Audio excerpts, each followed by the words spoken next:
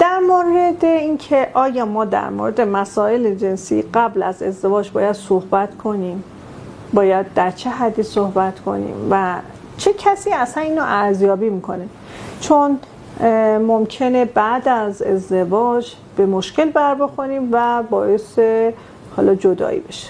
پس یکی از مسائل مهمیه که حتما باید بهش توجه بشه. یکی از کارهای خوبی که به نظر من خیلی ارزشمنده ما در حال انجامش هستیم، ارزیابی جنسی قبل از ازدواج. همونطوری که شما برای مشاوره قبلش انشالله مراجعه میکنید، مثلا از نظر ظاهر، خلق، فرهنگ، عادتها، حالا آداب و رسوم، اقتصاد چک میشید، باید از نظر جنسی هم چک بشید. و این در چه مرحله ایه؟ شاید مثلا از من بپرسید آیا همون روز اول که میان خواستگاریم بریم در مورد این مسئله صحبت کنیم؟ نه.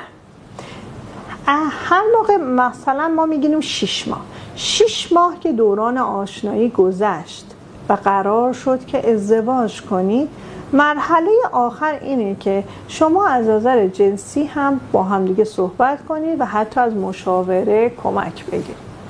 گاهی ممکنه همه چیز به نظر خوب بیاد، ولی به خاطر نوع شخصیتی که فرد داره، یکیشون کاهش میل جنسی شدید باشه، یکیشون حالا میل جنسی متناسب تری داشته باشه، یا ممکنه خودش متوجه نشده باشه انحرافات جنسی داشته باشه، یا حتی اختلالات جنسی داشته باشه. خیلی راحت بدون استرس میشه اینا رو قبل از ازدواج متوجه شد و حل کرد. البته نکته مهم این که خواهشاً در این مورد استرس نگیرید، چون بعضیا از اون ور بوم افتادن، انقدر به این مسئله فکر میکنن که حتی نمیتونن ازدواج کنن. پس حتما از یک متخصص مشورت بگیرید و با خیال راحت وارد رابطه بشید.